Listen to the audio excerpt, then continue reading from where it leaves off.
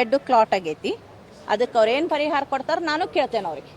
ನನಗೆ ಸುಳ್ಳ ಫ್ರೆಂಡ್ ಜೋಡಿ ಊಟಕ್ಕೆ ಕುಂತೋನ್ ಎಬಿಸ್ಕೊಂಡು ಕರ್ಕೊಂಡು ಹೋಗಿ ಹೊಡೆದಾರಲ್ರಿ, ನಾ ಕೇಳ್ತೇನೆ ಈಗ ನನ್ನ ಮಗಿಗೆ ಏನು ಪರಿಹಾರ ಕೊಡ್ತೀರಿ ಅಂತ ಹೇಳಿ.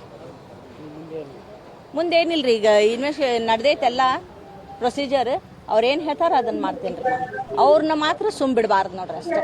ಜಾತಿ ಬಗ್ಗೆ ನಾವು ವಿಷಯನ ಮಾತಾಡಿಲ್ಲ. ಆ ಜಾತಿ ಬಗ್ಗೆ ನಮಗೆ ಬ್ಯಾಡ್ರಿ, ನಾವೆಲ್ಲ ಒಂದ ಅಂತ ನಾನು ಹೇಳ್ತೀನಿ. ನೀವು ಕ್ರಿಶ್ಚಿಯನ್ರು ಹಂಗೆ ಬಂದಿದ್ರಿ ಹಿಂಗೆ ಬಂದಿದ್ರಿ, ನೀವು ಈಗ ಬಂದು ಇಲ್ಲಿ ಹಿಂದೂ ಹುಡುಗಿಯರನ್ನೆಲ್ಲ ಎಳ್ಕೊಂಡು ಹೋಗ್ತೀರೇನ ಅಂತ ಧಮ್ಕಿ ಹಾಕಂದ್ರಿ ಅವ ನನಗೆ. ಅವ ಯಾರು ನನಗೆ ಧಮ್ಕಿ ಹಾಕಾಕ?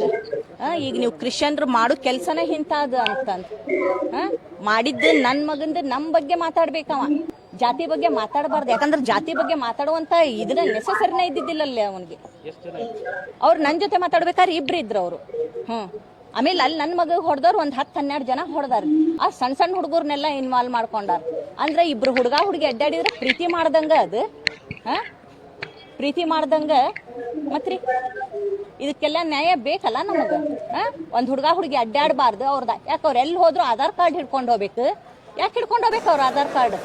ಹೋಟೆಲ್ಗೆ ಹೋದ್ರು ಆಧಾರ್ ಕಾರ್ಡ್ ಹಿಡ್ಕೊಂಡು ಹೋಗ್ಬೇಕು. ಯಾರು ಮಾಡ್ಲಿಲ್ಲದ್ರು ಇವ್ರಿಗೆ ಯಾಕೆ ನಾವು ಭಯ ಪಡ್ಬೇಕ್ರಿ?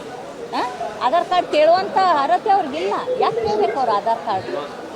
ಊಟಕ್ಕೆ ಕುಂತವ್ರನ್ನ ಕರೆದು ಆಧಾರ್ ಕಾರ್ಡ್ ಕೇಳ್ಬೇಕಂದ್ರೆ ಅವ್ರೇನು ಹಾಸ್ಪಿಟ್ಲಿಗೆ ಹೋಗಿದ್ರಲ್ರಿ ಆಧಾರ್ ಕಾರ್ಡ್ ಇದನ್ನ ಮಾಡಕ್ಕೆ? ಆಧಾರ್ ಕಾರ್ಡ್ ಕೇಳಿದ್ರಂತ ಅವ ಕೊಡಂಗಿಲ್ಲ ಅಂದಿದ್ದಕ್ಕೆ ಅವ್ನು ಕರ್ಕೊಂಡು ಹೋಗಿ ಹಿಂಗೆಲ್ಲ ಹೊಡೆದಾರ. ಅದಕ್ಕೆ ಅವ್ರಿಗೆ ಏನು ಇಲ್ಲಿ ಮಠ ಬಂದ್ಕೊಳ್ಳೋ ಅವ್ರಿಗೆ ಏನು ಮಾಡ್ಬೇಕು ಅದನ್ನು ಅವ್ರು ಕಾನೂನು ಇದನ್ನು ಮಾಡ್ಬೇಕ್ರಿ ಅವ್ರಿಗೆ. ಇದೆಲ್ಲದ್ರಲ್ಲಿಂದ ಬಿಡುಗಡೆ ಕೊಡ್ಬೇಕು ನೋಡ್ರಿ. ಇಬ್ಬರು ಹುಡುಗಿ ಅಡ್ಡಾಡೋರ್ನ ಹಿಂದಿಂದ ಅಡ್ಡಾಡಿ 5 ಲಕ್ಷ ಕೊಡು, ನಿಮ್ಮನಿಗೆ ಬಂದು ಸುಡ್ತೀನಿ, ಅವನ್ನೆಲ್ಲರೂ ಹೋದಾಗ ಈಗ ಅವ್ನಿಗೆ ಈಗ ಅದ ನಮಗೂ ಅದ ಭಯ ರೀ. ಯಾಕಂದ್ರೆ ನಾನು ಒಬ್ಬೇಕೇ ಇರ್ತೇನೆ ಮುಂಜಾನೆ ಸಂಜೆ ಮಠ. ನನ್ನ ಮಗನೂ ಕೆಲ್ಸಕ್ಕೆ ಹೋಗಾನ, ನಮ್ಮ ಮನೆಯವರು ಕೆಲ್ಸಕ್ಕೆ ಹೋಗಾರ.